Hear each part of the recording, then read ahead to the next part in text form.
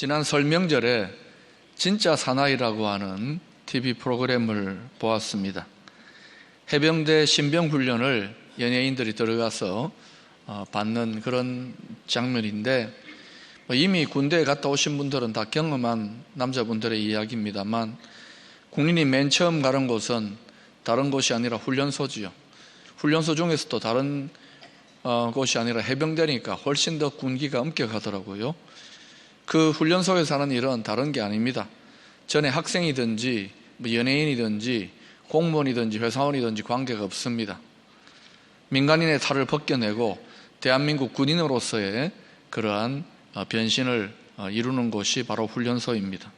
삭발을 하고 옷을 갈아입고 주민등록번호 대신에 군번을 받고 병적 카드를 부여받습니다. 큰 소리의 구령과 기합소리, 얼차려 소리가 난무하는 가운데에 썩어 빠진 민간인의 정신을 바꾸어야 된다고 그렇게 강조합니다. 그리고 훈련이 시작됩니다. 나의 자유의지, 나의 자기 주장은 사라지고 없습니다. 오직 명령에 복종해야 합니다. 차렷, 열중샷, 앞으로 가, 뒤로 가, 엎드려 버쳐, 앉아, 일어서, 취침, 기상, 식사, 행진, 빡빡하게 짜여진 일과에 따라서 온전히 움직여야 되는 것입니다. 지난날 사회 속에서의 나라고 하는 존재는 사라지고 없습니다. 과거의 자신을 버려야 합니다. 그래야 비로소 군인으로 거듭날 수 있는 것입니다. 과거의 자기를 부인해야 용감한 군인이 될 수 있는 것입니다. 군인이 되는데도 자기 부인이라는 과정이 필요합니다. 십자가를 지라는 설교는 우리가 자주 이야기를 합니다. 그러나 오늘 우리가 나누고자 하는 주제인 이 자기 부인은 아주 비슷한 것 같기도 하지만 또 다른 측면을 확대해 주는 것 같습니다. 우리가 십자가를 지자, 십자가를 지고 가자 그렇게 이야기할 때 먼저 전제 조건이 있습니다. 그것은 자기 부인이라는 과정을 먼저 통과해야 된다는 것입니다. 자기 부인이 없고서는 십자가를 질 수가 없기 때문에 그렇습니다. 많은 신자들이 주님 앞에서 수많은 난제들을 해결하려고 할 때마다 부딪히는 것이 바로 이 자기 부인의 문제입니다. 이 자기 부인은 가정에 있는 자기 아내를 말하는 것이 아닙니다. 그러나 좀 비슷하기도 합니다. 자기 부인이 좀 어렵지 않습니까? 여러분, 현대판 남존 여비가 무엇인지 아십니까? 제가 듣고서 아주 인상 깊어서 잠깐 나누겠습니다.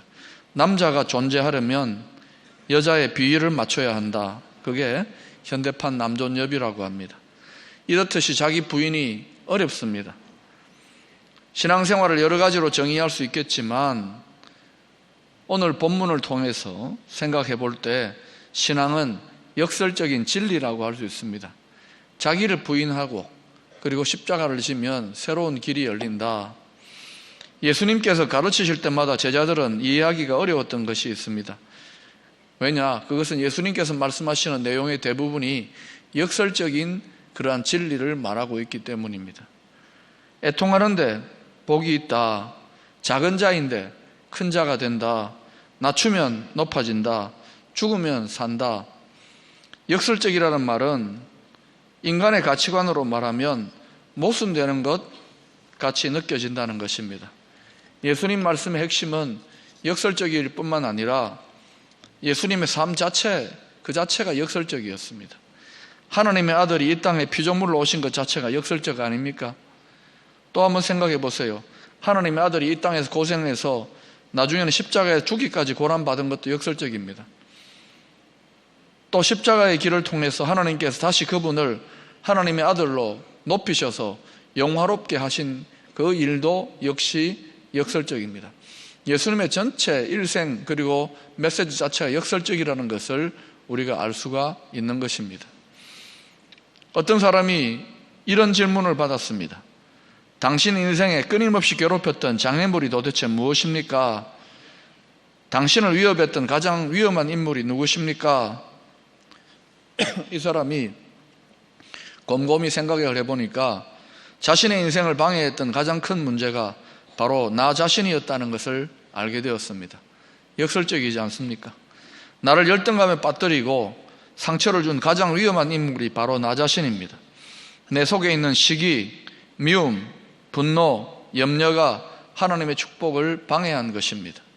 다른 사람이 아니라 바로 나 자신이 하나님의 자녀가 되는 은총과 축복을 끊임없이 방해합니다. 하나님 주신 놀라운 역사를 방해하는 가장 강력한 주범은 다른 사람이 아닌 바로 나 자신입니다. 그렇다고 이런 나를 부인하는 자기 부인이라는 주제를 오해하면 곤란합니다. 중세기에는 자기를 부인해보려고 채찍질을 온몸에 가하는 그러한 자기 학대를 하는 수도사들도 있었습니다. 이러한 자기 학대나 지나친 금욕은 자기 부인이 아닙니다. 또한 자기 비하, 스스로 두려움에 빠지는 것도 자기 부인이 아닙니다. 이것은 왜곡된 형태로 나타나는 것일 뿐입니다. 또한 자기 부인을 신앙이 한참 자라고 난 다음에 더 깊은 차원의 영적인 성장을 위해 필요한 어떤 신앙의 고차원적인 단계로 이해하는 것도 사실은 잘못된 이해인 것입니다. 자기 부인은 사실은 예수를 믿기로 결단하는 순간부터 죽을 때까지 항상 함께하는 보편적인 주제입니다. 그러므로 자기 부인이 없이는 크리스찬이 된다는 것 자체가 불가능한 것입니다. 오늘 본문 24절에 누구든지 나를 따라오려거든 자기를 부인하고 해서, 여기 부인이라고 하는 원어의 뜻은 아파르네오마이인데 제 것이 아니라고 부인한다라는 뜻입니다. 자기중심적인 삶을 살지 않겠다는 것입니다. 자신에 대하여 아니요 하고 그리스도께 대하여서 예스라고 하는 삶입니다. 자기를 부인한다는 것은 삶의 순간순간에 자기를 부정하고 하나님을 긍정하는 것을 말합니다. 자기를 부인하면 모든 일을 자기 중심으로 이해하고 판단하는 것을 거부하고 하나님 중심으로 이해하고 판단하기 시작합니다. 그래서 자기를 부인하는 일에 성공하면 새로운 안경을 하나 끼는데 바로 하나님 중심의 관점을 갖게 된다는 것이지요. 예수를 믿는다 하면서 종종 자기 부인의 고통을 느끼지 않는 사람은 성도라면 아무도 없을 것입니다. 왜냐하면 아담과 하와로부터 우리는 이기심이라고 하는 죄악의 동력에 이끌리는 자들이기 때문입니다. 이 이기심이라는 동력이 우리의 선천적인 지성과 감정과 의지를 지배할 때 사람들은 자기를 기쁘게 하고 자기를 섬기고 자기를 위해 살아가기 때문입니다. 자기 부인의 핵심이 다른 것이 아니라 오직 자기만을 위하는 이 이기심과 싸우는 것입니다. 그러므로 이 이기심과 싸우는 과정에서 우리는 필연적으로 고통을 맛볼 수밖에 없는 것입니다. 우리 신자들은 각자 믿음의 수준에 맞는 자기 부인의 문을 통과해야 합니다. 그럴 때마다 고통을 느끼게 되어 있습니다. 자, 이제 디모데후서 3장 1절 2절을 같이 한번 읽어보십시다. 여러분 읽어보실까요? 시작.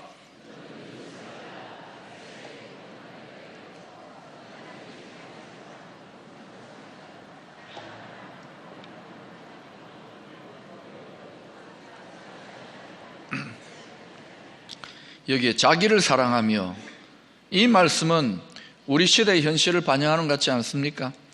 사람들은 자기를 사랑하겠다는 단 한 가지 목표를 기준 삼아서 모든 결정을 내립니다. 그리고 이 시대의 사고방식과 철학은 이런 현상을 정당화하고 옹호합니다. 이웃에 대하여 관심이 없고 심지어 아이들에게조차 관심이 없는 경우가 많습니다. 현대인들의 사랑의 주요 대상은 바로 자기 자신입니다. 아합 왕도 그리하였습니다. 그는 자기가 듣고 싶은 말을 듣기 위해서 400명의 사람들을 불러 모았습니다. 그러나 미가야 선지자 홀로 그의 의견에 반대했을 때 그는 불같이 미가야 선지자에게 화를 내었습니다. 이렇듯 자아는 모든 사람이 절하는 우상입니다. 그래서 예수께로 나아가는 길은 반드시 자기 부인이라는 문을 통과해야만 하는 것입니다. 자기 부인으로 나아가는 가장 빠른 지름길은 뭐냐면 우리 마음의 부패함과 사악함을 한번 깊이 들여다보는 것입니다. 앤드루 머레이라고 하는 목사님은 그의 책에서 나를 버려야 예수가 산다는 그 책에서 십자가에 못 박힌 사람의 특징을 이렇게 말하고 있습니다. 자아가 깨어진 사람은 자기의 무능력을 깨닫고 나는 아무것도 아님을 이렇게 고백한다. 나는 십자가에 못 박힌 사람이다. 나는 전적으로 무력하다. 당신의 자아가 죽은 곳에서 주님이 일하시기 시작하신다. 그리스도의 십자가에 동참하려는 사람은 매 시간, 매 순간 하나님의 은혜에 힘입어 끊임없이 자아를 부인해야 한다. 예수님이 우리 안에서 그분의 삶을 사셔야 한다. 십자가에 못 박힌 사람의 특징입니다. 예수를 믿는 믿음의 입문 단계에 이르는 분들을 볼 때에, 특별히 초신자들을 볼 때 그들은 진지한 자기 부인의 과정을 겪었는지를 한번 점검하고 살펴볼 필요가 있습니다. 왜냐하면 믿기 이전에 자신에 대한 자기 부인이 없이 단순한 지적인 동의로 예수를 믿는다면 믿는 자가 통과해야 될 필수적인 자기 부인의 과정을 빼먹는 것이기 때문에 그 믿음이 제대로 열매 맺고 작동할 수가 없기 때문에 그렇습니다. 성도는 누구든지 자기 부인이라고 하는 그 문을 통해서 예수께로 나아가게 된다는 사실을 명심하시기 바랍니다.